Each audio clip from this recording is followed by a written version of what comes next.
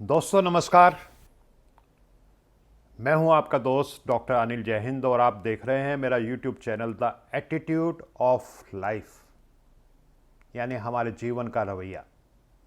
दोस्तों, हमारा एटीट्यूड हमारा एल्टीट्यूड तय करता है, यानी हमारे जीवन के प्रति जो हमारा रवैया रहता है वो हमारी ऊंचाई को तय करता है कि हम सफलता किस ऊंचाई तक पहुंचेंगे। और हमारा अगर एटीट्यूड सही नहीं है, गलत है, तो वो हमें नाकामयाबी की ओर, असफलता की ओर, यानी डिफीट की ओर लेकर के जाता है। तो ऐसा माना जाता है कि अगर हमारा एटीट्यूड सही है तो हम फर्श से अर्श तक पहुंच सकते हैं। और कोई आदमी बहुत ऊंचा है, बहुत ऊंचाई पर पहुंच चुका है, लेकिन उसका एटीट्यूड, उसका रवैया गलत हो जाता है, तो वो आसमान से ज़मीन पे गिरते हुए उसको ज़्यादा देर नहीं लगती। एक जुमला कह लीजिए, डायलॉग कह लीजिए, हम अक्सर सुनने को आते हैं। कोई मान लीजिए आपका दोस्त है, आपका मित्र है, आपका रिश्तेदार है जिसे आप प्रेम करते हैं और वो किसी समस्या से ग्रसित है, और आप जाकर के अपना एक कोई सुझाव या कोई उस समस्या का हल और सॉल्यूशन उसके सामने रखते हैं, तो वो चिढ़ करके कुड़ के जवाब देता है, मुझे मत बताओ, मुझे सब पता है। तो ये जो मुझे सब पता वाला जो एटीट्यूड है, ये एक पतन का मंत्र है। जिस तरह एक सफलता के मंत्र होते हैं, सफलता की कुंजी होती है, ऐसे ही पतन के भी मंत्र होते हैं। कुछ रवैया, कुछ एटीट्यूड ऐसे होते हैं जो आपके जहाज को डुबो देते हैं, आपका पतन करा देते हैं। और उनमें से एक बहुत महत्वपूर्ण रवैया ये है कि मुझे सब पता है। और ये कब होता है?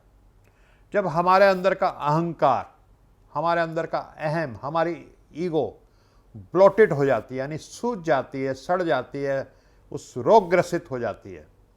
तो उस ब्लोटेड ईगो की वजह से, अपने उस सूजे हुए अहम की वजह से हमारे अंदर ये एक रवैया आ जाता है कि भाई शायद ये आदमी जो मुझे सलाह दे रहा है, ये शायद मुझे बेवकूफ़ समझ रहा है। जब आप उसको सलाह दे रहे हैं, कोई परामर्श दे रहे हैं, अपने अपने जो आपका ज्ञान है, जो आपका अनुभव है, उस पर आधारित है, और आप उसका भला चाहते हैं, आप उसको एक परामर्श देते हैं, लेकिन वो व्यक्ति आपकी इस बात को इस तरह से नहीं लेता कि वो आप उसके भले के लिए, उसके कल्याण के लिए सलाह दे रहे हैं। वो समझता है कि ये मेरे को शायद कम बुद्धि का समझता है, इतना इंटेलिजेंट नहीं मानता, शायद इसलिए सलाह देता है। तो ये उसका एटीट्यूड है। आपका रवैया कुछ और है, आपके मन में जो भावना है वो कुछ और है, लेकिन जो उसका मनोभाव है, जो उसका एटीट्यूड है, जो उसकी मनोदृष्टि है, वो ये है कि शायद ये आदमी मेरे को इतना काबिल या इतना बुद्धिमान नहीं मान रहा है, एक मुझको भोला मान रहा है या बुद्धू मान रहा है, इसलिए सलाह दे रहा है मुझे। तो दोस्तों, हमने आपने सपने सचिन तेंदुलकर को खेलते हुए देखा है क्रिकेट में। ऐसा नहीं कि सचिन तेंदुलकर भारत का सबसे ज़्यादा टैलेंटेड खिलाड़ी रहा है, टैलेंट उसमें था, इसमें कोई शक नहीं, लेकिन उससे भी अधिक टैलेंटेड खिलाड़ी भारत में हुए हैं। लेकिन जो फ़र्क अन्य खिलाड़ियों में, जो औसत खिलाड़ी और तेंदुलकर में था, वो ये था कि तेंदुलकर का एटीट्यूड। एक बार सचिन तेंदुलकर ने मैदान में टेस्ट मैच में 212 रन बनाए और कई रिकॉर्ड भी तोड़े, और उसके बाद वो आउट हो जाता है। आउट होने के बाद वो जब पवेलियन में लौटता है तो वो सेलिब्रेशन नहीं कर रहा, वो गावस्कर और कपिल देव से बैठ करके बात कर रहा है कि मैं कैसे आउट हो गया, और वो जो मैंने जो 212 रन का जो खेल खेला, इसमें क्या कमी रह गई, क्या मैं इससे बेहतर कुछ कर सकता था। और ये भी जानने की कोशिश की कि मैं क्या अच्छा किया ताकि मैं उसको कंटिन्यूस कर सकूं, क्या खराब किया जिसको मैं आगे ना करूं। तो ये जो एटीट्यूड सचिन तेंदुलकर का रहा, उसने सचिन तेंदुलकर को हमारे देश का भारत रत्न बनाया। आज उसको भारत रत्न की उपाधि है, जो बहुत कम जीवित व्यक्तियों को भारत रत्न की उपाधि दी गई है। सचिन तेंदुलकर उनमें से एक हैं।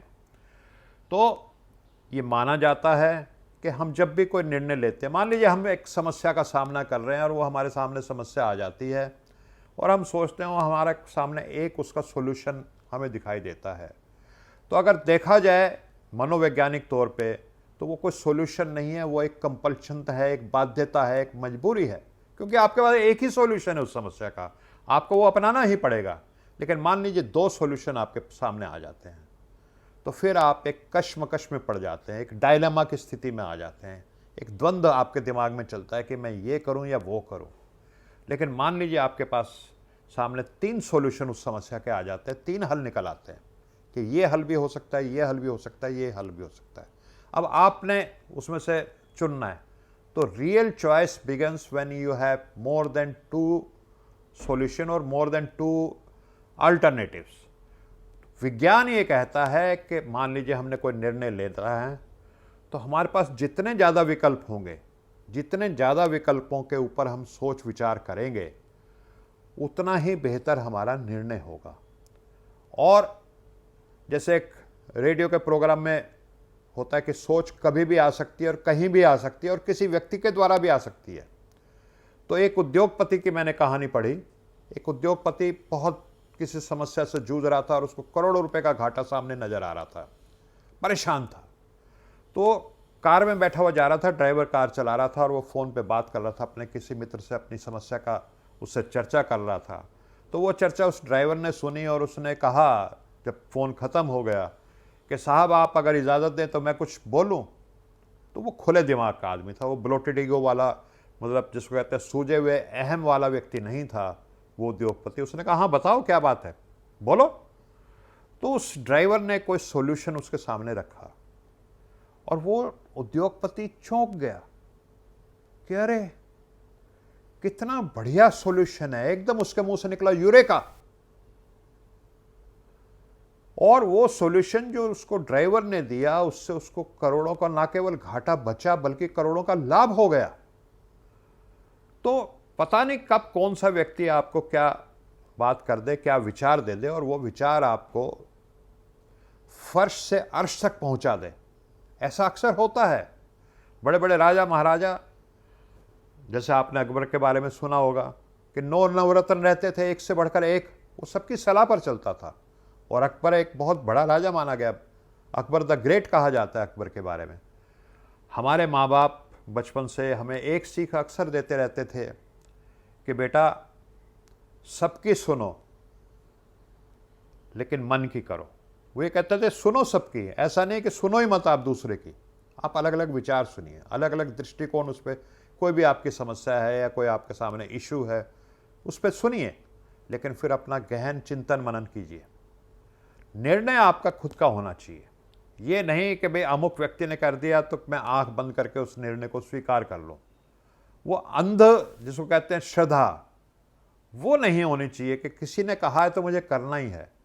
आप सुनिए उसकी बात को, आपको जचे, आपका निर्णय होना चाहिए। वो हमारा एक मित्र है, पिछले दिनों काफ़ी समस्या से जूझा, उसको कुछ हृदय का रोग हो गया। तो उसने दिल्ली के जाने माने 5 डॉक्टरों की सलाह ली, 5 डॉक्टरों का परामर्श लिया और हर एक से भाई इस बीमारी का, इस रोग का क्या बेस्ट सॉल्यूशन हो सकता पूछा। और फिर उसके बाद उसने निर्णय लिया कि मैं क्या करूं, मैं बाईपास सर्जरी कराऊं, मैं स्टेंट लगवाऊं या ना लगवाऊं स्टेंट, या बाईपास सर्जरी ना लगाऊं। तो इस तरह हम अपने जीवन में जब ज़्यादा से ज़्यादा विकल्प अपने सामने रखते हैं और उन विकल्पों के ऊपर चिंतन मनन करके निर्णय लेते हैं तो हमारे निर्णय हमेशा ठीक होते हैं। तो इन्हीं शब्दों के साथ आज की मेरी यही बात थी। आपका बहुत बहुत धन्यवाद कि आपने मेरी बात को सुना। मेरा नया चैनल है, आपसे प्रार्थना है कि अगर हो सके तो इसको ठीक समझें, तो इसको सब्सक्राइब कीजिए, लाइक कीजिए, शेयर कीजिए। जय हिंद साथियों।